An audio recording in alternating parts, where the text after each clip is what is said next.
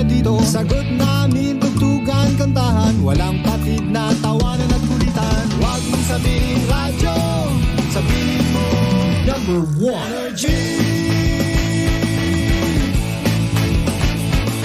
Ito ang number 1, 06.7 Energy FM.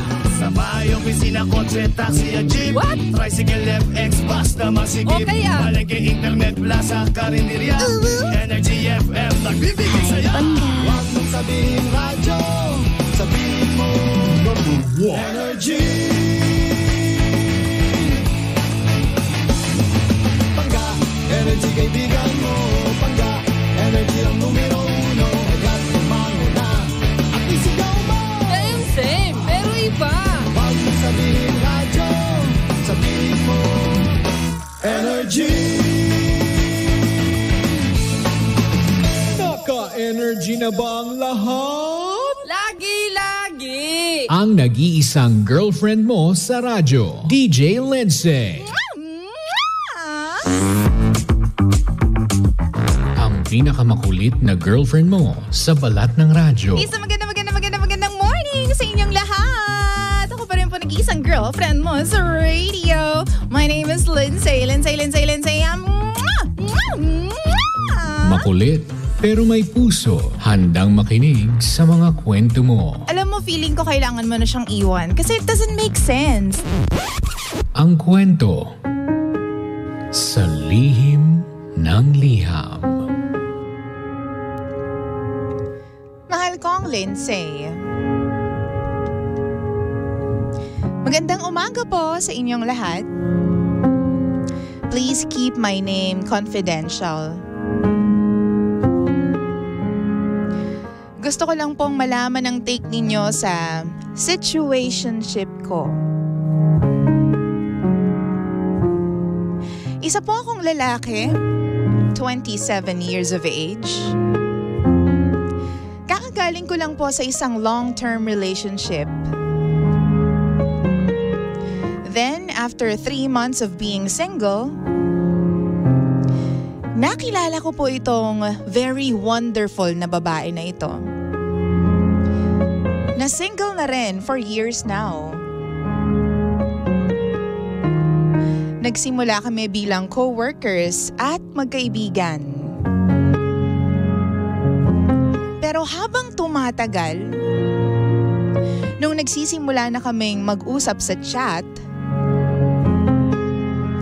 hindi ko namamalaya na nahuhulog na pala ang loob ko sa kanya.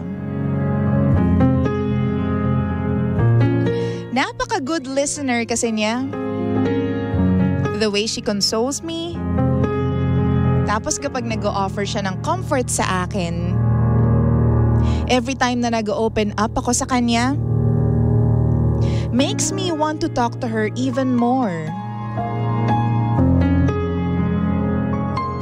Di ko na po namalayan na siya na pala ang comfort zone ko. With her, DJ Lindsay, I found my peace. My sanctuary.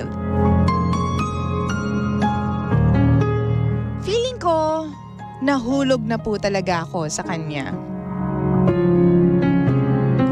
I tried to confess my feelings to her, but unfortunately, friendship lamang ang kaya niyang i-offer pabalik. Though ang sabi niya po sa akin, sobrang importante daw po ako sa kanya. So without a label or relationship, I tried to be sweet. Yung tipong parang boyfriend kahit hindi naman talaga.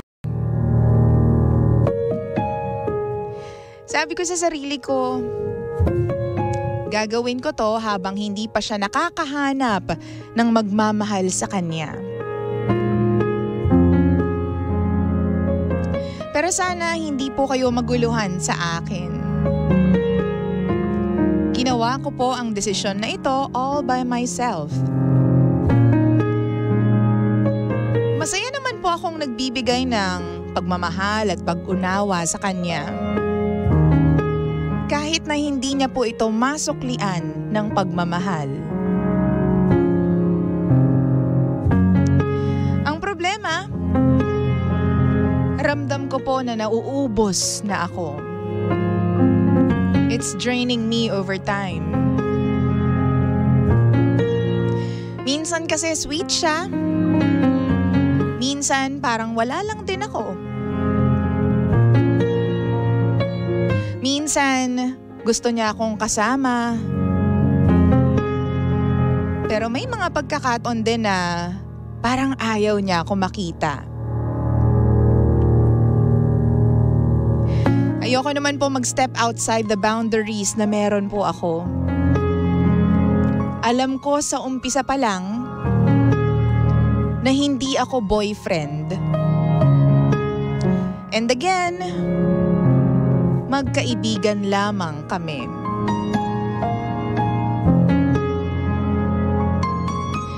Naguguluhan po ako kasi there was a time na sinubukan ko siyang halikan. And she kissed me back. Isang beses lang po nangyari yon. At hindi na po naulit. Pero yung isang beses na yon ang pinanghahawakan ko, DJ Lindsay. Kahit magkaibigan lang kami,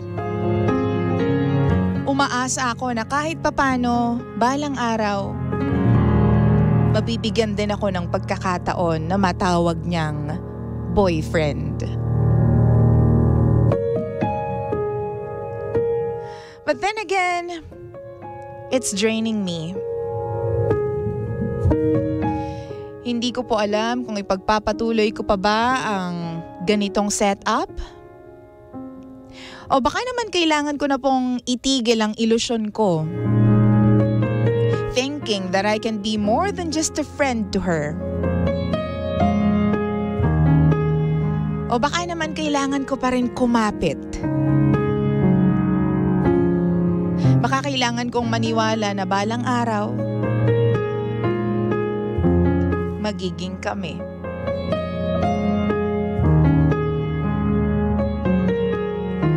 DJ Lindsay, itago niyo na lamang po ako sa pangalang Albert. At ito ang lihim ng aking liham.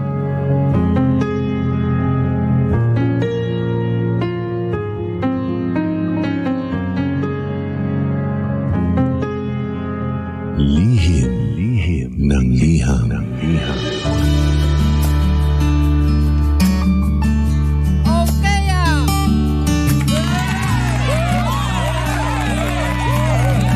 Hi, oras natin 9:13 ng umaga. Ikaw pa rin nakikinig sa 106.7 Energy FM. Ito po ang lihim ng liham at kasama niyo po ang nag-iisang girlfriend mo sa radio. My name is Lindsay. Welcome sa programang wala kang matututunan, pero meron kang mararamdaman. Ow! Gusto mo yun, Bia? Good morning! Dito rin sa ating letter sender. Ito palang winner natin, ng pang-cash on air promo, si Edilberto Puzon. Gandang umaga sa iyo, kuya. Hindi ka tumawag sa akin ng 9:30, isang minuto pa lang pala'y nakakalipas. Oo, 500 pesos sana yun! Wow! Ngunit hindi ka tumawag sa akin. Ako tatawag sa iyo mamaya. Oo, ha. Tapos tingnan natin kung pwede kang manalo ng 200 pesos. Kailangan mo lang sagutin yung tawag ko. Oo, ha. Tingnan natin later, ha. Si Edilberto Puzon, siya po ang ating winner. Try natin siyang tawagan later on. Nakakaloka, Bia. What? Naka-energy na ang lahat? Okay, Ano nga bang gagawin mo kung ikaw yung nasa sitwasyon ng ating letter sender na si Albert? Si Albert na pumayag po na nasa friend zone. Pero kasi alam mo kung anong confusing dito. Mahal ko pang ako, baby ko. Yung pumayag din yung babae. Naikiss siya ni Albert. Wow! Sarap pa naman. Pumayag kasi si ate mong girl na halikan siya ni Albert tapos walang pagkakahumahog, 'di ba? Walang walang pag-awat, 'di ba? She kissed me back, 'yun ang sabi ni Albert sa sulat niya. So ibig sabihin, hindi man lang pumiglas si ate, 'di ba? So kasi yung yung gesture na 'yon kapag para sa lalaki, kapag pumayag ka na halikan ka niya, ibig sabihin, may pag-asa talaga. Wow. May potential. Siguro out of 100%, nasa 80% ang potential. Ngunit bakit may mga pagkakataon daw na parang hindi siya nakikita nitong babae, na parang baliwala lang daw siya sa babae na yon, ganyan. Minsan okay, minsan hindi, di ba? So yun yung confusing and it's starting to drain Albert na. So yun yung pinakamahirap na di ba? Yun yung pinakamahirap na sitwasyon. Kaya nga siya situationship, di ba? Anong gagawin mo? Kasi sa aming mga babae, well, para sa akin, kapag ganyan kagulo yung usapan, ay nako, talagang eject myself, oo. Alis na ako dyan, ayoko na magulong usapan, di ba? Hindi ko rin naman talaga masisisi si Albert kasi nga, again, dun sa sitwasyon na binigay sa atin, hinalikan niya yung babae, tapos yung babae, umalik din pabalik, di ba? So siguro naniniwala ako na baka tinest lang nung babae kung, teka lang, tingnan natin kung masarap siyang humalik. Kasi kapag good kisser siya, ibig sabihin, sige, go natin to, oo. Pero kapag hindi, kapag wala akong na-feel na kuryente, kapag feeling ko, with that kiss, hindi ikaw ang para sa akin. Wow! Hindi ko itutuloy yung relationship, yung situationship into a relationship, oo. Hanggang ganito lang talaga, hanggang friends lang talaga. Baka naman kasi hindi ka nag-toothbrush nung hinalikan. Baka naman kasi hindi ka man lang nag-mouthwash, di ba? Di ba? Breath spray, ganyan. Oo.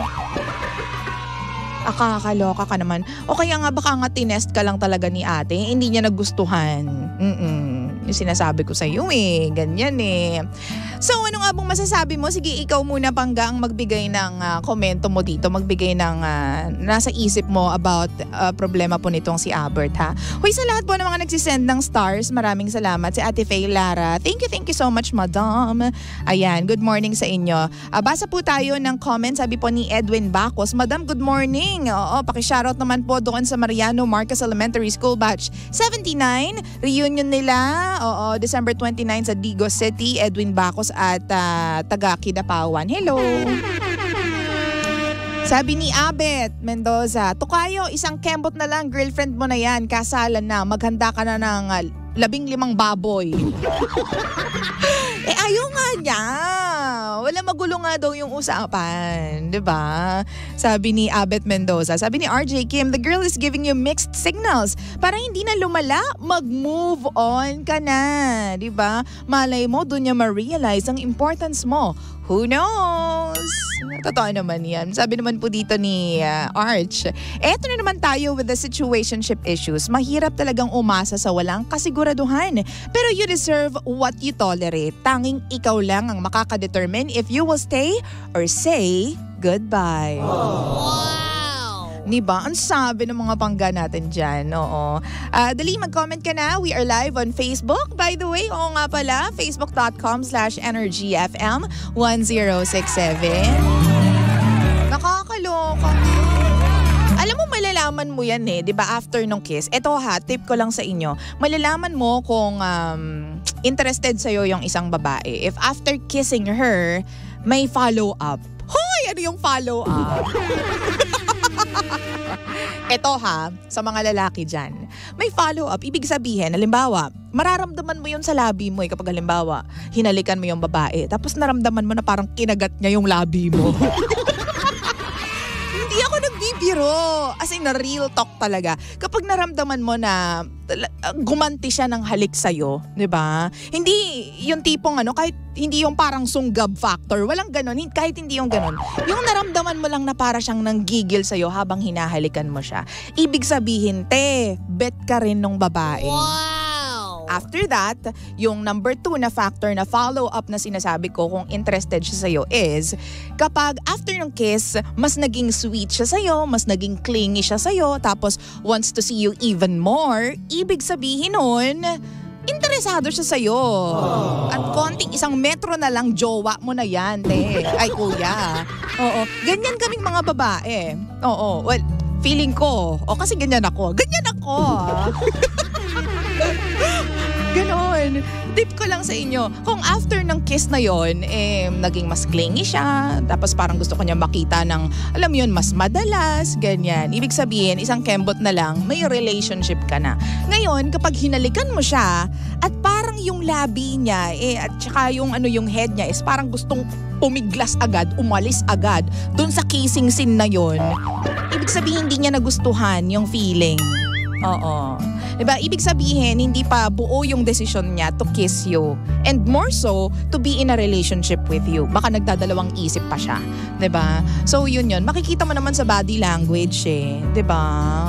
Oo. Tapos, if after kissing her or attempting to kiss her, hindi na siya nagre-reply sa mga text mo, madalang na lang, ganyan, hindi na nakikipagkita sa'yo or madalang na makipagkita sa'yo, ibig sabihin, hindi niya talaga gusto yung nangyari. Wow! Oo. Diba? Halimbawa, nasa isang kotse kayo. Naku, paano tong usapan natin? Medyo mahalay na po mga kaibigan. Kung halimbawa, nasa sasakyan kayo, tapos you tried kissing, ganyan. Kapag, sa mga may sasakyan, kapag ang babae, tinry mong halikan, one time, okay? Tapos dinatapos na yung kissing scene ninyo. Ganyan. Tapos hindi siya agad bumaba ng sasakyan, tapos pangiti-ngiti siya sa'yo. At medyo patawa-tawa na parang timang yung babae. Wala naman nakakatawa pero patawa-tawa sa mga sinasabi mo. Tapos ayaw niyang bumaba ng sasakyan. Ibig sabihin, gusto niya ng follow-up, nakakaloka kayo. Yan yung ibig sabihin nun. Kaya ibigay mo yung gusto niya. Ngayon, kapag yung babae, after ng kissing scene, parang gustong umalis na dun sa kinalalagyan niya, gusto nang umuwi. Diba? Tas tumitingin-tingin na sa relo niya, ganyan. Isang sign yun Diba? Yan yung madalas na palusot ng mga tao kapag ayaw na nila dun sa sitwasyon. Titingin yan sa relo. Diba? Ayaw nila sa isang place, ayaw nila ng company ng ayaw nila ng kasama nila. Titingin yan sa relo. Oo. Kaya maging kayo, observant kayo. Once na tumingin yan sa relo o tumingin sa cellphone after ng kissing scene, sinasabi ko sa inyo, ayaw niya. Oo. Hindi niya bet yung naramdaman niya. Oo. O baka hindi niya bet yung nalasahan niya o naamoy niya. Magtututrush ka kasi. Oo. Seryoso ako. So, yun yung mga paraan para malaman mo kung talagang interested siya sa'yo. Ganon o hindi. Ngayon, Kuya, if after doing the kissing scene with itong babae na to, Albert, dapat alam mo na by now kung ano ka ba talaga sa buhay niya. Dapat meron ka ng meron ka ng hint kung siya ba ay may gusto sa'yo o wala. Kapag mas malamang yung hindi kanya madalas nire-replyan, kapag malamang yung mga pagkakataon na hindi niya sinasagot yung tawag mo at hindi siya nakikipagkita sa'yo, siguro sa isang buwan, isang beses lang siya sa'yo makipagkita. Sa 10 text message mo, 2 beses lang siya nag-reply. Ibig sabihin nun, walang pag-asa. Wow! Veer away. Lumayo ka na. Kasi minsan hindi natin nare-realize na sinasaktan na natin yung sarili nating damdamin, di ba? Pangitang-pangita na yung red flag pero ayaw mo pang bumitaw kasi naniniwala ka dun sa ilusyon mo, dun sa iniisip mo that someday you can be an item, di ba? Pero dun tayo sa actual na nararamdaman mo, sa actual na nangyayari. Real time, di ba, B? Real time. Tingnan mo kung ano yung nangyayari. Kasi dyan tayo madalas nasasaktan, dyan tayo nawawala Meron tayo kasing idea sa isip natin na one day we will be together. One day maglalakad kami holding hands while walking, di ba? One day manonood kami ng sine together, tapos di ba, batuhan ng popcorn on the side, mga ganun. Kasi yan yung pinapakita sa atin ng society na masayang couples, ganyan. So ganun din yung napipicture mo sa isip mo na one day you're gonna be happy with her, di ba? Tapos hinalikan ka pa niya, 'di ba? Pumayag siya na halikan mo siya. So, nagkaroon ka tuloy ng kumbaga pag-asa sa isip mo, 'di ba? Ng expectation. That's the right word. Nag-expect ka tuloy, 'di ba? Pero harapin mo kasi yung in-actual, yung katotohanan, yung real time na nangyayari. Hindi ka niya nare-replyan, 'di ba? Tapos hindi ka niya madalas kinikita, 'di ba? Tapos ito pang ultimate, pangga. Partner tuloy. Wala pala akong partner.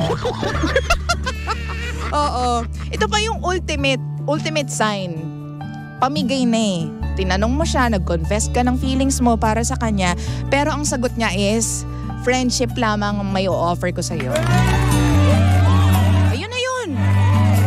Ibig sabihin, hindi ka niya gusto. Gusto ka niya bilang kaibigan, bilang kapatid. Oo. Kasi yung mga babaeng ganyan, pag sinabi mong friendship lang may o-offer, huwag ka nang masyadong pabebe pa, di ba? Sinasayang mo yung oras ng lalaki. Diyan ako jirits na jirits. Oo. Yung sinabi mong hindi mo siya gusto, di ba? Parang binasted mo na rin siya in a way. Nireject mo siya, tapos pabebe ka pa rin sa kanya. Papasundo ka pa rin, nagpapabili ka pa rin ng merienda. Ang gamit doon, ang tawag doon, manggagamit. Parang komportable ka lang, you're using him for convenience, 'di ba? Pag wala kang makausap, kinakausap mo. Pag wala kang merienda, pinapabili mo ng merienda. Pag walang susundo sa'yo, nagpapasundo ka sa kanya. 'Di ba? Wag ganun te, wag tayong manggagamit ng puso, ng isip at kaluluwa ng mga lalaki. Tao din sila, kailangan nila ng clarity, ganyan. Yun talaga. Sabi dito ni SGI Gold Star, paano po pag nasa jeep? Pag bigla siyang pumara, ibig sabihin ayaw niya. Oo. Sabi ni RJ, maniwala kayo kay DJ Lindsay kasi ganun siya kay Papa Romel. Bakit? Totoo! Totoo! I'm sorry, dadaan ako, diba? Nasaan na yung mga comments dito? Sabi ni Marizela Torre, ang galing mo mag-advise, Lindsay, nararamdaman talaga namin. Sa true lang, excuse me, ba't naman ako mag-sugarcoat dito na tayo naglolokohan? Oo. Nagpapakatotoo lang ako sa aming mga babae. Oo. Sabi ni Feli, to you sender, Kuya Albert, nasa iyo po ang desisyon kasi alam mo naman ang sitwasyon ng friends lamang ang pwede niyang ibigay sa iyo. Kaya ikaw lang ang nag-iilusyon. Oo. Na wala namang kayo. O na pwedeng maging kayo. Oo. So kung ako sa iyo, Albert, for my final thoughts, alis ka na dyan. Oo, kasi tulad ng palagi kong sinasabi, ang babae o ang lalaki na sure sa'yo, na gustong gusto ka, will never put you in a position na nagtatanong ka sa sarili mo na gusto niya ba ako? 'Di ba? Kasi the signs will be clear, 'di ba? Hindi yan para bigyan ka ng mga unbalanced na mga ideas, 'di ba? Yan, ibibigay niya talaga sa'yo. Kung gusto kita, gusto kita. Kung ayaw ko sa'yo, ayoko sa'yo, 'di ba? But sometimes we have to read between the lines kasi may mga tao na hindi, 'di ba? Hindi brave enough to say na ayoko sa'yo, I'm sorry. Diba? Minsan may mga duwag kasi, 'di ba, sa mga or ayaw nilang makasakit. Oo, sorry na. May mga natatakot, ayaw makasakit, kaya alam mo 'yon, unti-unting dinadaan sa mga gusto ko kasi friends lang tayo. Gusto ko kasi ganito lang tayo. Pero ang totoo, ang katotohanan ng boy, ang juice nun is that busted ka. Ayaw niya sa'yo, ayaw kanyang maging boyfriend. Pinapahirapan mo lang yung sarili mo, tumigil ka na, maghanap ka ng iba, yun, or maghintay ka ng iba. Ay, in your case pala, Albert, since lalaki ka, maghanap ka ng iba, ganun yun. Sa true lang tayo sorry kasi kailangan minsan talagang straightforward tayo sa mga natin sa life natin para hindi tayo nagsasayang ng oras, hindi tayo nagsasayang ng effort, 'di ba? Wow! Hindi niya kasi kayang sabihin sa'yo na ayaw kitang maging boyfriend kaya ang sabi niya lang sa'yo is, sorry, friendship lamang ang may o-offer ko sa'yo. Hindi ka niya sinaktan. Kasi nga, may napapala siya sa'yo malamang. Alam mo ba yung mga kamag-anak, hindi ka gagawa ng storya. Hindi mo siya i-issue. Ay nako, ito na nga, halika na nga, magpatugtog na nga tayo. Napasarap yung usapan natin. 9:29 ng umaga, mahal ko pang ako, baby ko, giving you something from Bugoy Trilon. Para sa lahat ng mga na-in love sa mga kaibigan po nila. This song is for you. From Bugoy Trilon. Paano na kaya? Tutok lang! Energy.